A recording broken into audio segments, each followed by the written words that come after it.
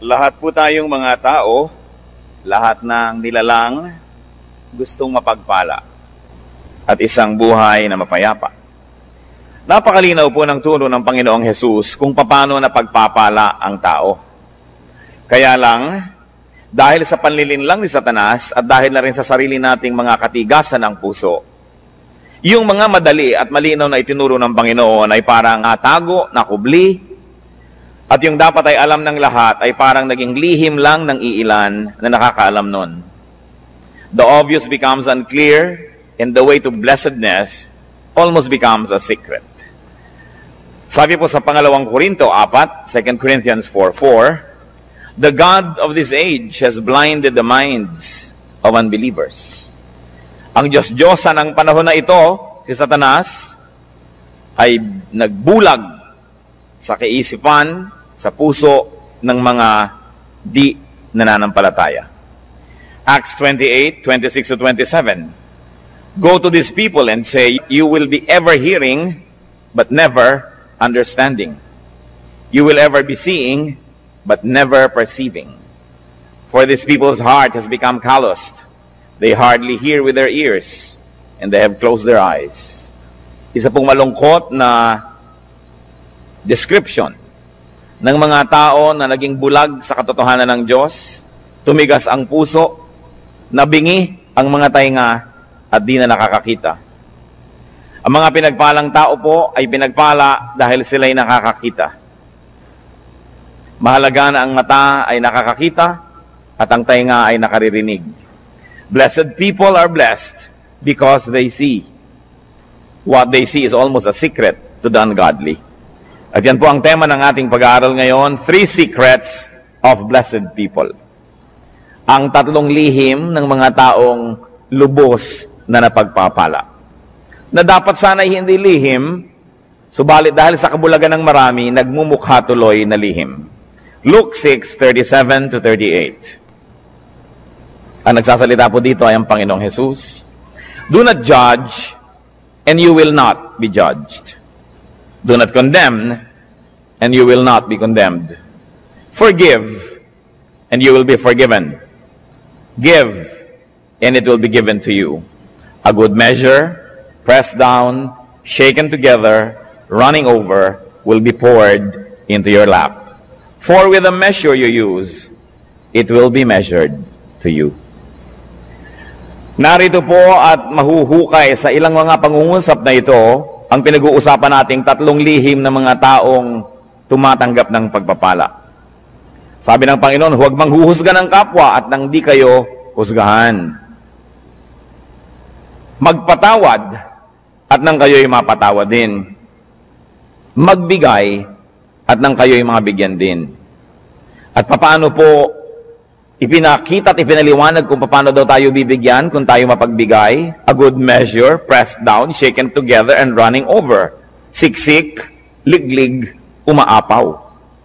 Ang ibubuhos daw sa kandungan nung bibigyan. Paano po kandungan? Nung araw po, lalo sa Israel, pag bumibili kayo ng trigo o bumibili kayo ng mga kung ano-anong mga grains, mga butil, may mga madadayang tendero, ang galing ng pulso, na pag nagsasalin sila nung mga butil na ito dun sa sukatan, kumbaga sa salop, ang galing nilang magpasama ng hangin, kaya tuloy maraming mga hangin sa pagitan ng mga trigo, konti lang pala yung laman, mukhang puno na. At mabilis nila yung isasalin sa yung sisidlan para huwag mo nang mabigyan ng oras na yung trigo na yun ay bumaba.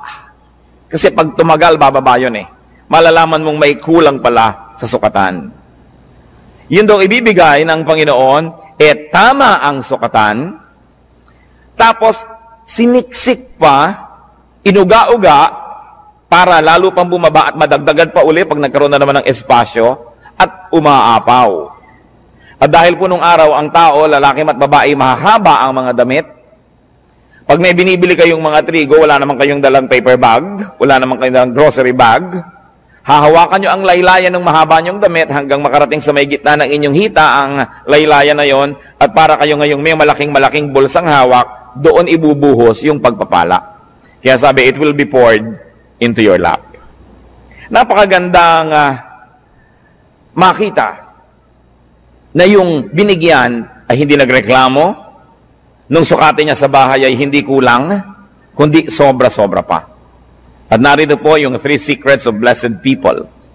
At pwede rin nating sabihin ito na 3 steps to blessedness. Unang-una pong daan tungo sa pagpapala ng Diyos, do not judge. Huwag manghuhusga ng kapwa. Tingnan po natin sa dictionary ang ibig sabihin ng to judge. It is to form an opinion or to pass judgment on someone. So makikita po natin na yung palang lumilikha ka ng yung mga iniisip tungkol sa isang tao, yung sinasabi mo na siya ay ganito, siya ay ganon, hindi mo pa naman lubos na nauunawaan, yan ay isang uri ng judgment. Pag may nagsumbong sa iyo tungkol sa isang tao, hindi mo pa naririnig ang panig ng isinumbong, kampi ka na agad dun sa nagsumbong, isang uri ng judgment. May nabalitaan ka, hindi mo naman nalaman kung anong paliwanag ng kabilang partido, bumuo ka na agad ng pasya kung sino ang tama at mali, sino ang masama at mabuti, isang uri na naman ng judgment. Huwag daw manghuhusga. Matthew 7:1-2, ang Panginoong Jesus, sabi niya, do not judge. This is another echo of what was said, or you too will be judged. For in the same way you judge others, you will be judged. And with the measure you use, it will be measured to you. What will happen if you judged? Ano pong mangyayari pag tayo naghatol sa kapwa? Malinaw na malinaw ang sinabi. You too will be judged. Pag ikaw ay humatol, hahatulan ka rin, nino, ng tao at ng Diyos. Di po ba't pag may mga sinasabi sa iyong, dapat malinis ang bahay mo, dapat ganitong ginagawa mo, dapat ganyan ka, sasabihin ng iba, bakit ikaw? Kasi ikay humahatol, hahatulan ka rin. Pero, ang mas masakit doon, hahatulan ka ng Diyos. At yun ang mabigat na hatol. At ano naman po ang problema kung hahatulan tayo ng Diyos? Well, you will be found guilty. Tiyak na pagka Diyos ang naghukom sa atin at tayo'y sinukat, tayo'y kulang. Tayo'y tinimbang, siguradong tayo'y kulang. Sapagkat sabi sa Romans 3:23, for all have sinned and fall short of the glory of God. Lahat ay nagkasala at kinapos sa kaluwalhatian ng Diyos. May exempted ba? Exempted ba ang mga taga-Bacolod? Exempted ba ang mga taga-Las Piñas? Hindi. Sabi, lahat ay nagkasala at kinapos. Romans 3:10-12, as it is written, there is no one righteous, not even one. There is no one who understands, no one who seeks God. All have turned away, they have together become worthless. There is no one who does good, not even one. Sa tingin ng langit, walang gumagawa ng tama. Lahat ay nagkakamali, panapanahon lang. Kung minsan ay tamang-tama ka ng 2 araw, sa pangatlong araw, nadapa, may mali na. Yun namang iba, hindi na talaga tumabangon sa pagkakadapa, permanente nang nakadapa. Sobra nang nasanay sa pagkakasala. Wala daw nakauunawa. Pero sasabihin natin, hindi po ba may ginagawa kaming tama? Subalit sabi rin sa Bible, ang pinakamagaganda at pinakamalilinis nating gawa ay para lang basahan. Kung ito ay hahambing sa kalinisan ng Diyos, kulang at kulang pa rin. Kaya walang maaring magyabang na sasabihin niyang, ako'y tama, so pwede na ako ngayong manghusga ng iba. Ako'y maayos, so pwede ko na ngayong hatulan ng ibang hindi maayos. Sapagkat maaring maayos kayo ngayon, hawak niyo ba ang bukas? Nakatitiyak ba tayo? Napakarami pong naririnig ko nung araw, mga magulang, kung pintasan yung mga anak na dalaga ng kapitbahay, ng mga tagarong kabilang kalye. Pagkatapos, kung lumaon yung mga sarili nilang anak na dalaga ang mga napapariwara, di wala na sila ngayong masabi, dahil nauna na ang paghatol nila doon sa iba, sabi pa naman, kung anong panukot mo sa iba, ganun ka susukatin. Sobra kang mahigpit sa iba, magiging mahigpit din sa iyo ang Diyos. Yan ang problema pag tayo po'y humahatol agad. Genesis 6:5, nung nilikha ng Diyos ang tao at kutakot-takot na kasalanan at mga kasamaan ng ginawa ng tao, the Lord saw how great man's wickedness on the earth had become, and that every inclination of the thoughts of his heart was only evil all the time. Nakita ng Panginoon kung gaano naging kasama ang puso ng tao na wala siyang hinahangad, iniisip, kundi ang gumawa ng kasalanan. What will happen if you did not judge others? Well, you will not be judged. Yun ang blessedness. You will not be judged by people. Kasi hindi ka mapagsasabang, bakit ikaw? Bakit ikaw? Kasi wala ka naman binibitawang mga salita na humahamak sa iba at humahatol sa iba. So bakit kasi silipin? Pero ang mahalaga, God will not judge you. Hindi ko po alam kung naranasan nyo na mga kapatid, mga kaibigan, na talagang may ginawa kayong masama, talagang mali, tapos huling-huli kayo at wala na kayo talagang maikakatuwiran at ang kailangan nyo na lang talaga awa ng kapwa. Ang kailangan nyo na lang talaga maunawaan kayo, patawarin kayo. Kung tayo nalagay na sa ganung mga kalagayan, alam natin kung gaano kahina ang posisyon ng isang taong may kasalanan. Kaya ang inaalok ng Panginoon, patawad. Napakataas ng Diyos at sa kanyang kabutihan, sa ating mga kabigo ang siya'y abutin, ay minarapat niyang dumukwang, yumuko at tayo'y abutin.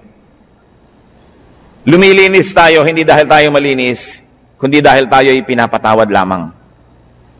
Kaya tayo na tumatanggap ng patawad ng Diyos, sino tayo para hindi magpatawad ng iba?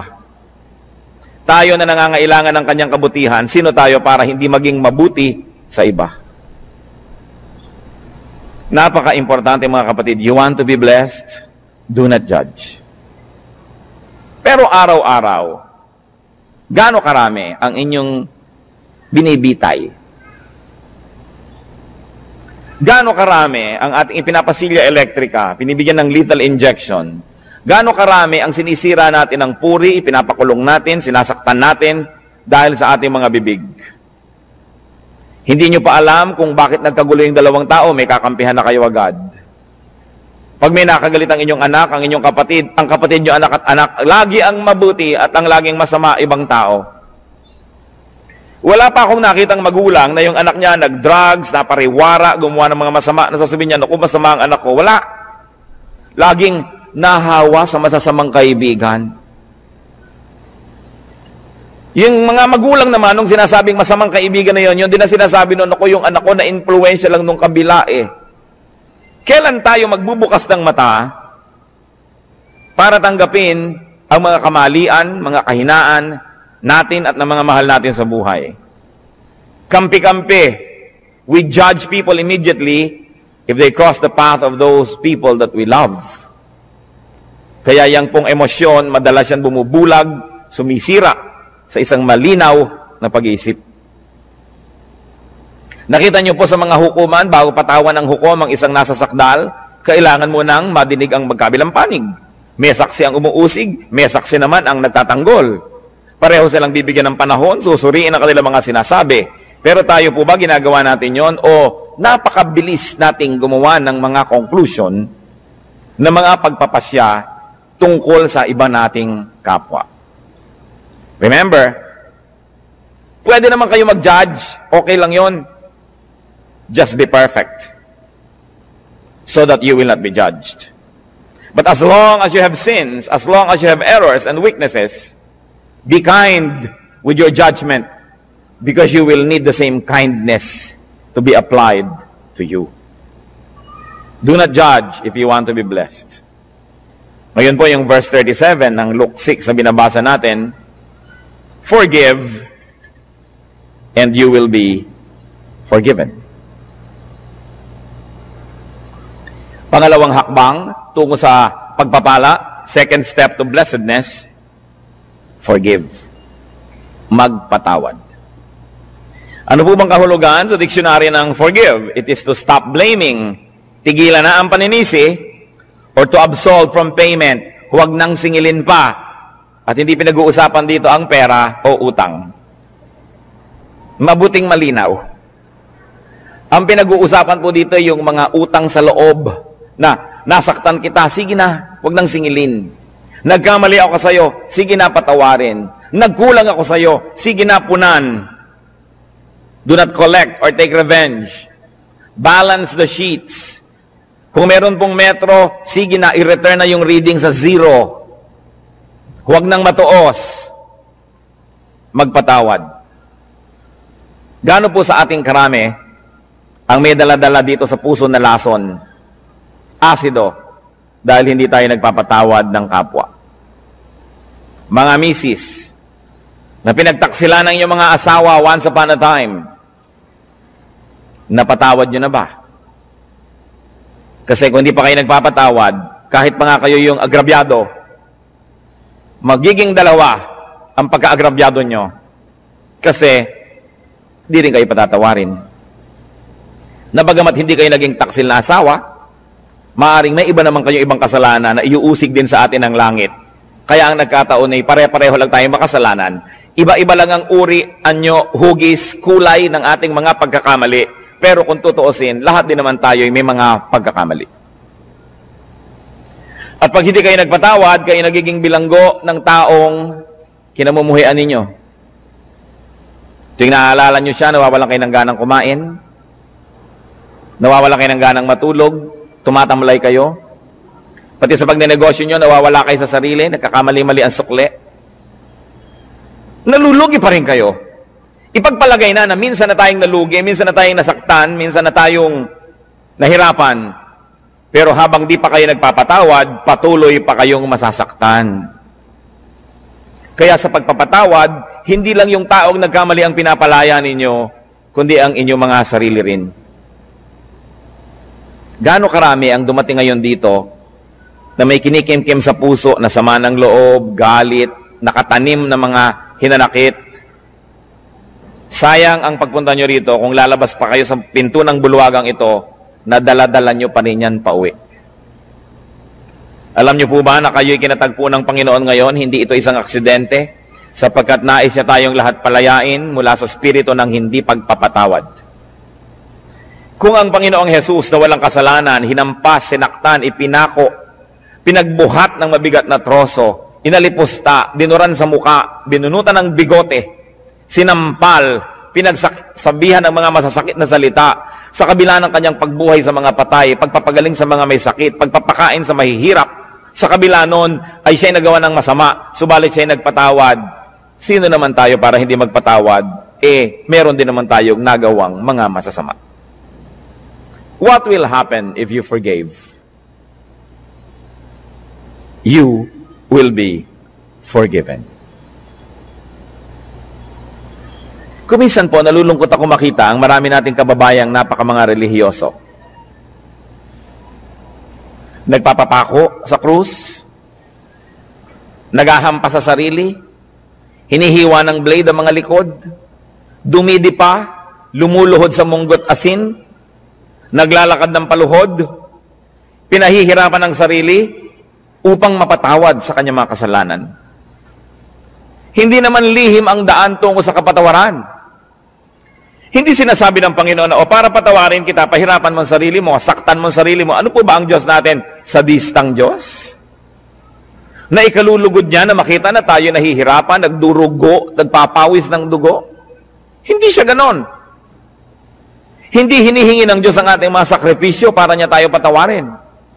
Ang sinasabi lang ng Diyos, magpatawad ka sa kapwa mo at mapapatawad ka rin ng langit. Hindi natin kailangan gawin yung mga mahihirap na ginagawa ng marami.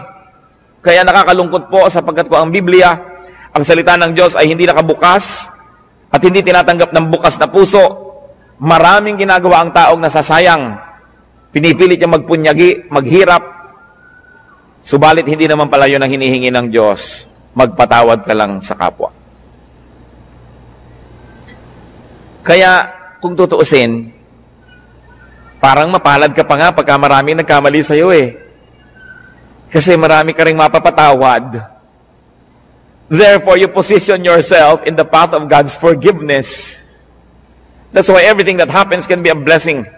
If only you would open your eyes and see that our God is a God who dispenses blessing everywhere, every time, in every situation. What will happen if you did not forgive others? Ano naman ang mangyayari kung di kayo magpatawad? Matthew 6:14-15. Ito po ang sabi ng Panginoong Jesus. For if you forgive men their sin against you, your heavenly Father will also forgive you. But if you do not forgive men their sins, your Father will not forgive your sins. Yan po yung dasal nating Ama namin. Patawarin mo po kami sa aming mga utang, gaya rin naman ang pagpapatawad namin sa nagkakautang sa amin. Forgive us as we forgive those who trespass against us. Patawarin mo kami, gaya rin naman ng aming pagpapatawad. So ang sinasabi, Lord, kung kami po ay mahilig magbigay ng patawad, edi mahilig din kayong patawarin kami. Kung ayaw po namin magpatawad, huwag nyo rin kaming patawarin. At kung binibigyan po namin ng limitasyon ng aming pagpapatawad, na sinasabi natin, pangatlong beses mo nang ginawa yan, sa susunod, di na kita patatawarin, Lord, ganun din pong gawin niyo sa akin. Pag 3 beses na ako nagkaroon ng isang kasalanan paulit-ulit, sa ika-4, huwag niyo na po akong patawarin. Nauunawa po ba natin ito? Na kung tayo hindi nagpapatawad, tayo rin ang nalulugi. Forgiveness is a bridge. Don't burn the bridge over which you too must pass. Kung minsan sa kahigpitan natin, ayaw nating may makatawid, sinunog natin ang tulay, pero yun pala, kailangan din nating tumawid, pati tayo na damay, hindi rin nakatulay. Kailangan ang pagpapatawad. Sasabihin ng iba, Pastor, napakahirap naman po yata yung magpatawad. Agree ako sa inyo. Yes, mahirap. Pero di po ba mas mahirap hindi magpatawad? Naaalala mo pa, sumasakit pa yung dibdib. Lumulungkot ka. Tumataas ang iyong blood pressure. Pagka naaalala mo ang mga gumawa sa'yo ng mali, mahirap magpatawad, pero mahirap ding hindi magpatawad. Hirap din lang at hirap ang gawin nyo na yung sa panig ng Panginoon, yung inuutos niya magpatawad. At yan po ang dalangin ko ngayon. Kung tayo merong daladala sa puso, dapat patawarin. Siguro parang pelikula na pumapasok sa screen ng inyong utak ang mga mukha ng mga taong ito. Patawarin nyo na. Alang-alang kay Kristo. At kundi man lang alang-alang sa Kanya, mga kapatid, alang-alang sa inyong sarili. Sapagkat malinaw ang sinabi ng Panginoon, ang hindi nagpapatawad ay di rin patatawarin ng Ama sa langit.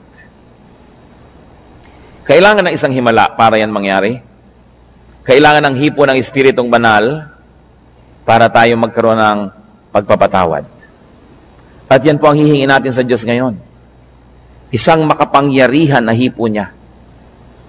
Magkaroon ng himala sa ating puso. Magkaroon tayo ng kakayahang magpatawad, bagamat hindi sana yun ang gusto natin. Kuminsan ay ang gusto natin maghiganti. Subalit hindi yan ang paraan ng Diyos. At ang gumaganti, nagagantihan uli, magagantihan, hindi na matapos ang gantihan. So if you do not forgive, you will not be forgiven by people and by God. You will remain guilty. Therefore, you will be judged. And in the end, you will be condemned. Pangalawa pong hakbang, forgive.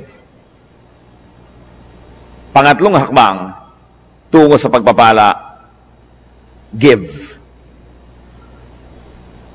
Napakalinaw po ng sinabi, give and it will be given to you.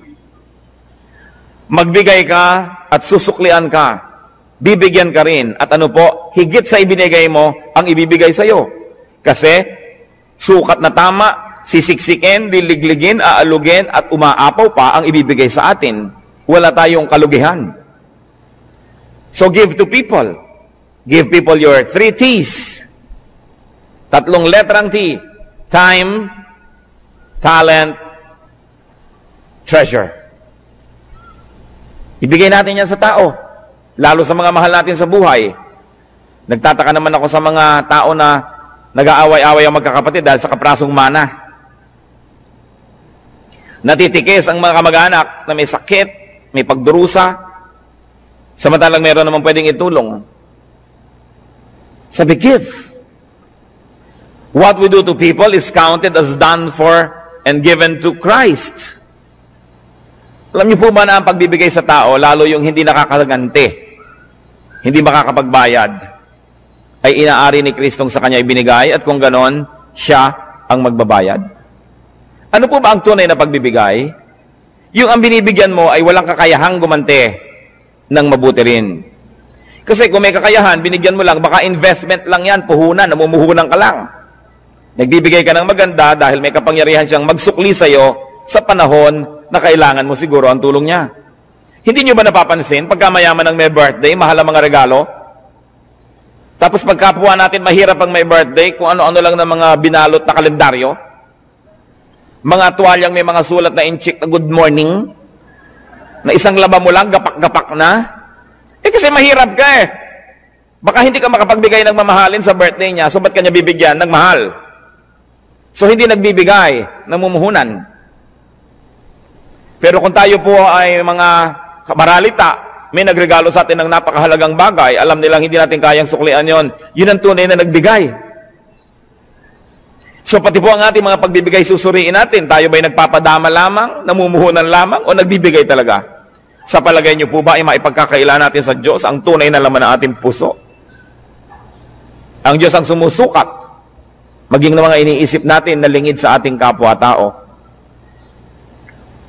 At sabi nga sa Bible po, sa oras ng paghuhukom, sasabihin ng Panginoon, hali kayo mga hinirang, mga pinagpala, nagugutom ako, pinakain ninyo ako, nagiginaw ako, binigyan nyo ako ng balabal, may sakit ako, dinalaw nyo ako, nakulong ako, nasa piitan, helpless, powerless, pinuntahan ninyo ako, handito ang inyong gantimpala. At sabi ng mga tao, kailan naman po namin nakita na ganun kayo? Diyos naman kayo. Sabi ni Lord, Aba, lahat ng taong tinulungan ninyo, inaari ko na sa akin nyo yun ginawa. May tanong ako sa inyo. May gumawa ng mabuti sa anak nyo, di ba tinatanaw nyo? Di ba mas natutuwa pa nga tayo na sa birthday ng anak natin may nagregalo kaysa sa sarili nating birthday? Di ba't kung may mga regaluhan sa Pasko, tinitingnan nyo yung anak nyo kung may nag-aabot man lang kahit isa at nasasaktan ng puso nyo na walang nagbibigay sa kanya? Lahat ng tao, likha ng Diyos. Mahal niya ang lahat ng tao. Pag nagbigay ka sa isa niyang minamahal na tao, lalo yung kapuspalad, yung walang pumapansin, hindi kaya niya alam? Hindi kaya niya tinatandaan? At sasabihin niya, balang araw, susuklian ko ang kabutihan mo. Kahit ngayon pa lang, susuklian ko na, sapagkat mabuti ka dito sa aking mga nilalang. Di ba't pag may sumasakit sa kalooban ng ating mga anak, ay tayo unang-unang nasasaktan? So kung may sinasaktan kang tao, sa palagay mo ba hindi mo sinusugatan ang puso ng Diyos? Kung meron kang taong hinuhusgahan, pinag-uusapan, chinichismis, inaagawan ng asawa, inaagawan ng pera, nilalamangan, hindi kaya natin pinalulungkot ang puso ng Diyos. Kaya ang sabi niya sa Matthew 25:45, I tell you the truth, whatever you did not do for one of the least of these, you did not do for me. At yung kabaligtaran naman noon sa verse 40, sabi niya, whatever you did for one of the least of these brothers of mine, you did for me. Kung ano, ang buting di mo ginawa sa kanila, ay sa akin mo ipinagkait at ako ang sisingil sa'yo. At kung ano naman ang buting ibinigay mo sa kanila, ako ang tatanaw ng utang na loob na yon. Ako ang magsusukli. Lalo pangat walang nakapuri sa iyo, walang nakapansin, hindi ka binigyan ng plaque, hindi ka pinagpagawa ng monumento. Ako ang nakakaalam ng lihim mong kabutihan. At sabi sa Biblia, yung Ama na nakakaalam ng mga lihim na gawang kabutihan, ang siyang magbibigay sa atin ng pagpapala. Whatever we give to people, we give to God. And if you give to people, therefore you give to God. Why will you not be blessed? Sasabihin, iba kailangan wise? Bakit ko bibigyan niya? Di ako nawalan. Yung iniipon ko ang nabawas. Gaano kahirap ba sa Diyos na ibalik ang gusto niyang ibalik? Kung gusto ba kayong pagpalain ng Diyos, may makakapigil sa Kanya. At kung ayaw kayong pagpalain ng Diyos, meron bang makakapilit sa Kanya? Kaya mahalaga po, yung kasiyahan ng Diyos ang ating inuuna. So we give to people, any people, the least of people. But we also give to Christ's workers. Whatever is given to Christ's disciples, Whatever is given to Christ, workers and servants, is counted as given to Christ. Mark 9:41, sabi ng Lord, I tell you the truth. Anyone who gives you a cup of water in my name, because you belong to Christ, will certainly not lose his reward. Kausap niyo po ang kanyang mga disipulo. Sabi niya, maski isang basong tubig lang ang ibigay sa inyo dahil lingkod ko kayo, hindi malilimutan ng langit yon at mayroon siyang gantimpala. Gusto nating matuwa ang Diyos, maging mapagbigay tayo sa kanyang mga lingkod. Hindi lang sa mga pastor. Kumisan nga yung mga pastor, marami nang natatanggap yan ng mga regalo. Pero yun bang mga singer, Bible study leader, Sunday school teacher, yung janitor, kasama rin yun sa gawain, yung electrician, yung mga usherette, yung taga-piano, lahat yan ay mga lingkod ng Diyos. Hindi lang ang pastor. Naroon ba naman na darating kayo sa church, aabutan nyo man lamang ng kalahating kilong longganisa galing sa Lokban? Itong pianista. Sa palagay nyo ba, hindi aariin ng Diyos yun, nasa Kanya ibinigay? Lingkod niya yon. Mag-isip-isip tayo mga kapatid, sapagkat maiksi ang buhay. Kakaunti ang mga araw at bilang. Kailangan bawat araw, meron tayong nabibigyan, may nagagawa ng mabuti. Sapagkat ang lahat ng yan ay tinutuos ng langit. Pero mas mabuti sana na hindi natin ginagawa yun dahil tinutuos, kundi dahil talaga ang puso natin ay naging makadiyos na at ang likas sa Diyos ay mapagbigay. Ganon din naman ang ibinibigay natin sa church, sa gawain ng church, inaari rin yun na ibinibigay kay Kristo. What is given to the church is counted as given to Christ because the church is His body. Sabi po ng Ephesians 5:23, Christ is the head of the church, His body, of which He is the Savior. Kung ang iglesia, ang kapatiran ay si Kristo ang ulo at ang lahat ng narito ay bahagi ng kanyang katawan, kung may sinasaktan tayo na tao sa church, meron tayong tinitikis na gawain, may tinatalikuran tayong mga duty, edi ang tinitikis natin ay mga bahagi ng katawan ni Kristo. Pwede bang mahal mo ang isang tao, inaayos-ayos mo yung mukha, pine-facial mo, minamasahe, pagkatapos, pinuputol mo yung mga daliri, minamartilyo mo yung tuhod, pwede ba yun? Dahil si Kristo ang pinuno ng iglesia, mamahalin natin ang lahat ng bahagi nito. Pagmamalasakitan, aalagaan, tutulungan. What will happen when we give to people, to Christian workers, to the church? We receive back what we give. Siksik, liglig, umaapaw. You can never outgive God. Katulad ng mga lingkod ng Panginoon, mga pastor, mga misyonero na marami nagre-regalo, tiyak na yung mga nagre-regalo doon dahil una nang naregaluhan noong manggagawa na yun ng Panginoon. Siguro na ipanalangin, siguro yung naturuan, na bigyan ng pangaral, na bless, kaya ngayon nagsusukli. Yan ang sinasabi, pag nagbigay ka, may babalik. Ngayon, kung walang nagbibigay sa iyo, kapatid, edi mag-isip-isip ka rin. Baka naman hindi ka rin nagbibigay kasi. Because if you are a blessing to people, the same people will also be blessings to you. Because life is a circle. Pabalik-balik lang. We inhale, we exhale.